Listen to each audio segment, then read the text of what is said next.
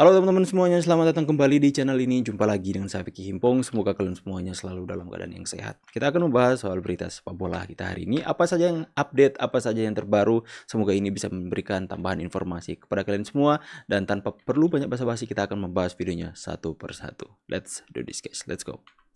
Kasih contoh apa bentuk tanggung jawab yang bisa menyelesaikan masalah ini? Sebutkan. Viral di media sosial debat antara pengamat sepak bola Tommy Welly. Towel. Korbannya banyak, nggak bisa sekedar kode disiplin yang digunakan oleh Kombi seperti itu. Satu nyawa sama makanya dengan saya mempertanyakan. Bukan masalah banyak-banyak, satu aja cukup bagi kita itu banyak. Bukan ini masalah nggak bisa banyak. biasa. Apa contohnya? Kasih contoh, jangan hanya menurut bicara. saya harus mundur. Menurut saya harus mundur. Itu hak seseorang. Tadi disebutkan, Bapak bilang bahwa aturannya dibebaskan, itu bukan kode disiplin. Mundur bisa jadi itu bukan kode disiplin, itu regulasi pertandingan dan logikanya. Kalau disebutkan dari gagal eksekusi regulasi pertandingan. Kenapa sekarang melindungi regulasi pertandingan? Enak aja mundur. Bule menang bla bla bla. Loh ini kan U23 dan terbukti menang. Lawan Yordania. Yordania itu finalis Piala Asia. Kita tidak pernah menang lawan pemain Timur Tengah. Lah sekali lagi ini kan U23. Kita sudah membuktikan. Justru saya bilang Korea ini ngeper ketemu Indonesia. Ternyata Indonesia yang selama ini diremehkan, dipegang Sintayong, dan kita bisa perform. Dan permainan kita bagus. 4 gol itu nggak jatuh dari langit. Sorry, bahkan kita cetak 5 gol. Sayang 1 di gawang sendiri. Tapi semua berdasarkan permainan yang luar biasa. Cetak 5 gol, sayang 1 di gawang sendiri. Dan saya yakin Korea ini tidak boleh meremehkan kita. Kalau mereka melakukan itu, kita injek-injek itu Korea. Begitu ya? Iya. Towel, gimana? Anda yakin Indonesia ada kans untuk menang lawan Korea Selatan agar kita masuk ke Piala Olimpiade tahun ini? Kans itu tadi tergantung satu. Kalau bisa main seperti Yordania, peluang itu menjadi. Ya, intinya Bung Towel sangat meragukan, sangat tidak berharap bahwa Indonesia bisa menang melawan Korea Selatan. Akan tapi di sisi yang satunya, Coach Justin itu benar-benar memberikan satu optimisme yang sangat tinggi. Di mana dia melihat bahwa Indonesia sebelumnya tidak pernah menang melawan tim yang ada di Timur Tengah. Ya, akan tetapi kita melihat dia menghajar Yordania 4-1, ya. Dan itu adalah hasil yang sangat luar biasa. Dia katakan 4 gol itu tidak turun dari langit, tapi itu tercipta dari permainan yang sangat baik dan terkoordinasi dengan baik dari pemain-pemain kita timnas U23. Dan itu adalah sebuah pengamatan yang realistis yang dilihat dari Coach Justin. Kemudian dia berasumsi bahwa Korea nggak boleh anggap remeh kita injak-injak nanti. Terbukti Indonesia menang melawan Korea Selatan dan selesai itu Towel. Oke, Mas next Erik, ya. ada kutipan menarik dari mantan Ketua Umum PSSI Pak Nurdin Halid.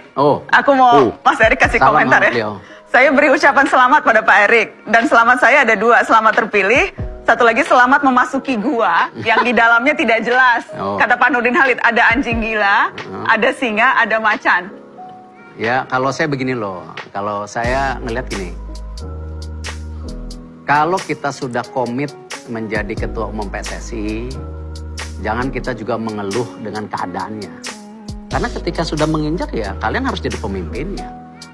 Masa kepemimpinan yang sudah dipercayakan, Ini pemimpin kalau PSSI terbaik apa? sepanjang masa ini. Iya dong. Ya kita coba. Saya juga belum tahu, ini baru sehari. Ya, baru sehari udah ada kejadian tadi. Yang pasti saya akan investigasi. Saya akan lihat aturannya seperti apa.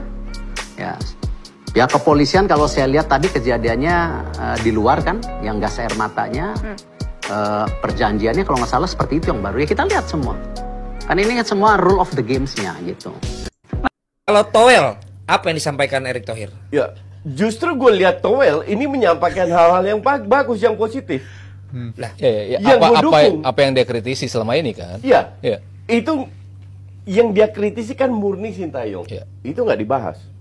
Yang dia bahas, ya saya harap segera akan ada Dirtek. Kenapa? Karena si Sintayong akan pegang senior dan U23, Indra Safri U20 dan 17, Nova sementara dia pegang U15 dan ke bawah, dan kemungkinan juga pelatih lokal yang pegang youth-nya lah. Nah, berarti pos Dirtek kan kosong. Nah, Towel bilang, nah ini penting. Seorang Dirtek itu penting buat mengarahkan kita sepak bola ini, kita mau kiblatnya kemana, filosofi, dan itu gue setuju. Mengajukan nama nggak beliau? Nggak, tapi dia bilang dia prefer Jepang, karena untuk dia Jepang itu jelas. Gue nggak setuju bang, gue prefer Eropa sekalian. Karena Jepang Karena Jepang ya sesama Asia is different. Terlalu gue prefer Eropa yang benar-benar straight to the point. Membuktikan bagus-bagus, jelek-jelek, nggak pakai dibungkus-bungkus segala. Ya. Bahwa Sinteyong cenderung fokus, prioritas mengember fisik itu betul. Itu betul. Tapi apakah perkara sepak bola, perkara timnas, perkara elit sepak bola, perkara fisik? Boleh memang kelihatannya selalu fisik yang ditampilkan, cuplikannya pun begitu latihannya. Makanya kalau mau boleh kita kritis. Kreativitas lini depan timnas Indonesia kurang. Kenapa? Ya karena Sinteyong hanya bisa menggeber fisik. Seperti yang selama ini dilihat, fisik. Apakah karakter permainan Sinteyong sudah kelihatan? Apakah identitas permainan Sinteyong sudah kelihatan? Menurut saya nggak jelas. Ada satu komen dari netizen yang berkata, adakah yang mau menaturalisasi Bung Towel? Hei bang, Anda mau Bung Towel keluar aja dari Indonesia dan dinaturalisasi jadi negara lain? Apa sih kalian ini? Ini kan kritik teman-teman ya. Kutanya, setuju tidak naturalisasi? Saya setuju aja. Para komedian udah bahas setuju aja. Selama yang naturalisasinya pas ya. Ya memang naturalisasi itu bagaimanapun kebetulan ini pas cocok. Iya. Pas cocok. Mungkin saja ya di suatu kejadian di masa depan atau apa, pas dinaturalisasi datang kurang oke. Saya setuju. Mungkin juga akan terjadi. Van Bukering. Namanya juga manusia kan. Van Bukering gitu. Van Bukering. Iya kan? Tapi itu juga kan pas dualisme. Iya. Kalau saya ya, teman-teman. Sebenarnya kuncinya hasil yang kita lihat permainannya teman-teman di lapangan itu menyenangkan. Mau kalah mau menang kita tetap senang. Asal itu menyenangkan, menghibur. Kalau saya itu sebenarnya bukan hanya sekedar naturalisasinya. Naturalisasinya itu adalah konsekuensi dari stok pemain yang kita tidak bisa support semua kan. Menurutku justru kuncinya itu ada sama STY. Kita punya pelatih yang bagus.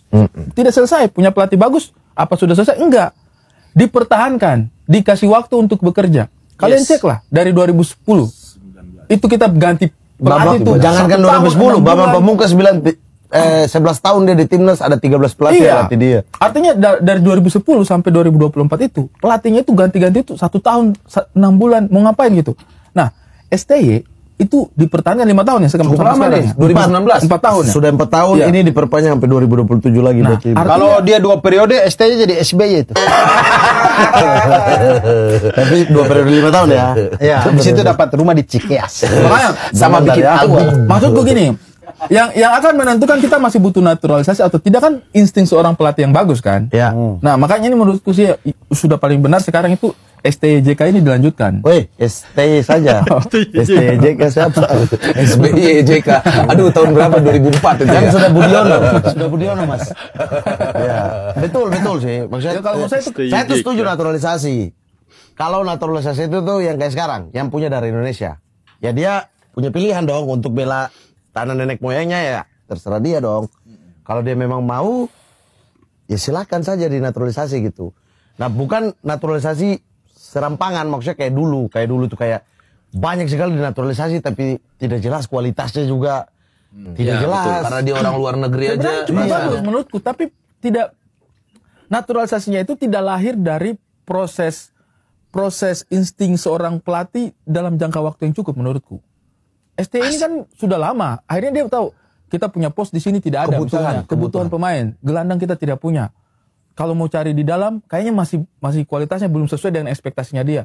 Kalau cari di luar, ada nggak kemungkinan? Kan begitu dia punya proses berpikir gitu. Iya, misalnya kayak kiper ya, dia paling susah cari kiper yang bisa main dari bawah. Di Eropa. Ini saya heran, jadi kebalik teman-teman ya. Para stand up komedian ini jadi lebih pintar dari para pengamat sepak bola seperti Bung Towel. Dan kebalikan, Bung Towel jadi lebih lucu daripada para komedian ini. Next. Mengapa kebencian pada saya seorang komentator melebihi kebencian kepada seorang koruptor? Pertanyaan saya. Apakah Sinteyong sebegitu dewanya? Maka ketika saya mengkritik Sinteyong lalu semua berbondong-bondong menyerang saya. Apakah Sinteyong seorang malaikat? Gitu loh. Harusnya Bung Towel juga paham resikonya. Pecinta sepak bola Indonesia itu mayoritas semua orang tuh suka bola. Mau dari kecil, anak muda sampai tua tuh suka bola semua. Resikonya kalau Anda berkomentar, wah saya kalau jadi ketua umum saya berhentikan Sinteyong, itu menyakiti hati para pecinta sepak bola. Jadi harus Anda sudah tahu resikonya kalau berbeda dengan pecinta sepak bola, kamu akan mungkin dihujat atau di komen negatif di semua sosmed. Ya mungkin itu udah resiko, kok malah baper sih Towel ya. Ayolah, open ya. Apa sih agenda kalian buat orang yang nggak suka STY, buat orang yang nggak suka progres tim ini? Iya, rupa semacam ada agenda, tiba-tiba mereka jadi seperti itu kepada Sintayong, teman-teman ya. Apakah mereka cemburu dengan kesuksesan dan begitu banyak orang-orang yang menggemari Sintayong dibanding mungkin para pelatih-pelatih yang lain? Tulis di kolom komentar pendapat kalian. Saya Vicky Pom pamit, see you on the next video and God bless you. Bye guys.